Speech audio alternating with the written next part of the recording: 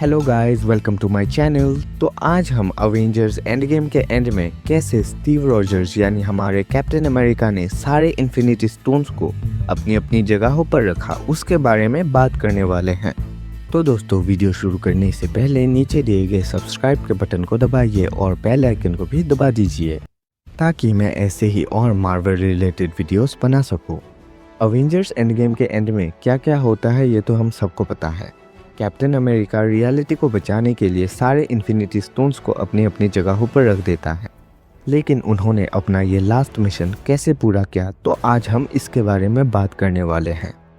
पहले हम बात करते हैं रियलिटी स्टोन की। इसे वापस करने के लिए कैप्टन अमेरिका पहले एसगार्ड जाता है। वो वहाँ थॉर और रॉकेट के जाने के तुरंत बाद ही पहुँच जाता है, जहाँ वो म्योनिर को कहता है कि मुझे रानी फ्रेगा के पास ले चलो। म्योनिर कैप्टन को रानी फ्रेगा के पास ले जाता है।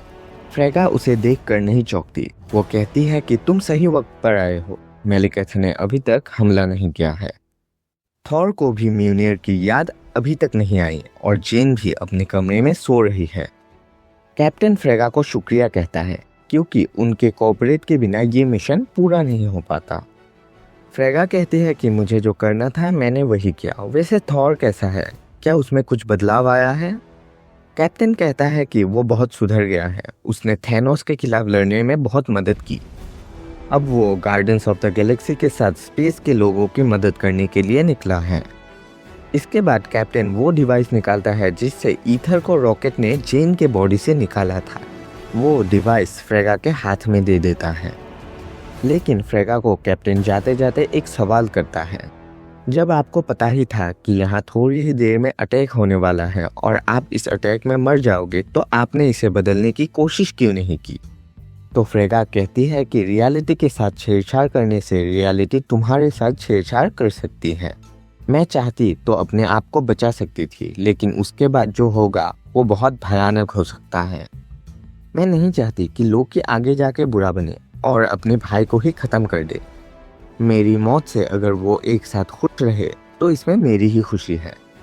ये सुनकर कैप्टन वहाँ से चला जाता है। फ्रेगा जब जेन को मेलिकेथ से बचा रही होती है तभी वो उसके ऊपर रियलिटी स्टोन इंजेक्ट कर देती है।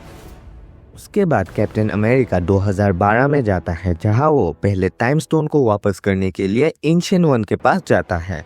वहाँ कैप्टन अमेरिका एंशिएंट वन से कहता है कि डॉक्टर स्ट्रेंज ने मुझे बताया था कि आप टाइम स्टोन की मदद से स्पेस स्टोन के बाहर का जो टेज़रेक्ट है वो वापस ला सकती है। एंशिएंट वन कहती है कि तुम्हें मुझसे और मदद चाहिए होगी। कैप्टन इस बात पर थोड़ा कंफ्यूज हो जाता है।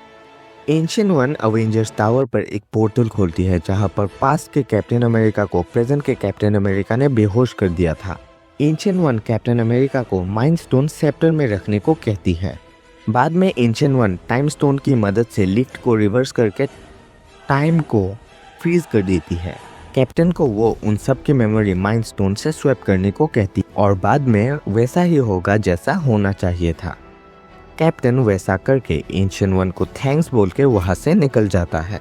बाद में वो मोरेक जाता है, जहाँ पावर स्टोन था। कैप्टन अपने सूटकेस से एक ऑर्ब का गोला निकालता है जिसमें वो पावर स्टोन को रखता है।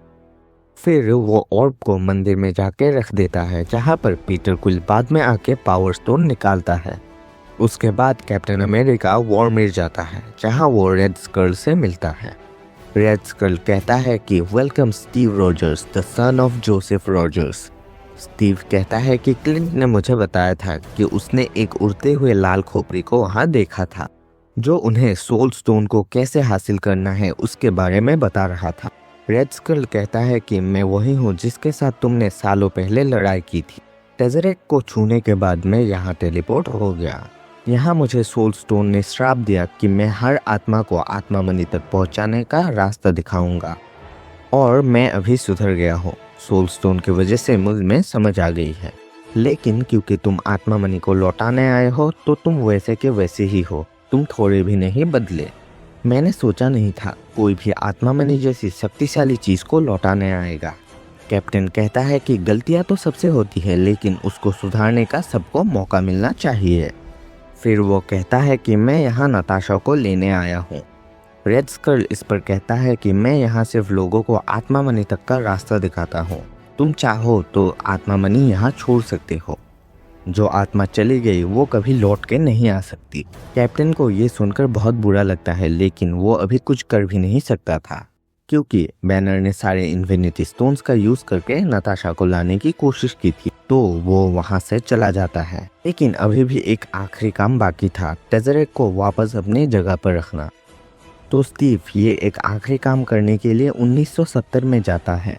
वो वहाँ पहले टेज़रेक्ट को अपनी जगह पर रखता है, बाद में वो पिम पार्टिकल्स को भी अपनी जगहों पर रख देता है। तभी उसे पेगी दिखती है। अपने एक आखिरी डांस का वादा उसे याद आ जाता है। तभी वो सोचता है कि लाइफ में थोड़ा खुद के लिए भी सोचना चाहिए। तो अपनी पेगी के लिए स्टीव वही रुक जाता है और पेगी के साथ डांस करके वो अपना वादा निभाता है। लेकिन इसकी वजह से टाइमलाइंस में खलबली मच जाती है, जिसकी वजह से इनकर्जन शुरू होते हैं। इसीलिए शायद अवेंजर्स डूम्सडे में डॉक्टर डूम कैप्टन अमेरिका को टारगेट कर सकता है। तो गाइस, वीडियो पसंद आई है तो लाइक कीजिए, कमेंट कीजिए और उसके साथ चैनल को भी सब्सक्राइब कर लीजिए ताकि मैं और ऐसे ही नए नए वीडियोस बना सकूं। Till then, thank you.